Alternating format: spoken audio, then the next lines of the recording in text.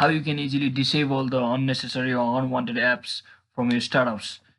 Maybe in your startups there are many apps which might take your RAM usage to high, making your PC or laptop very slow and unable to work on your daily basis. So simply head over to your taskbar option over here by clicking on here, task manager.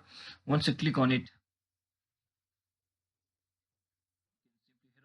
startup option, and once you click on the startup option, as you can see there are many applications which have which are enabled and which are creating high impact on my devices. So what you can do is simply click on the right click by clicking hovering over that option, and you can simply disable it like that. It's disabled, and it will help you up your RAM usage. So that's it for today, guys. This video was helpful. Thanks for watching. Don't forget to like and subscribe to the channel for more tech videos like this. See you in the next one.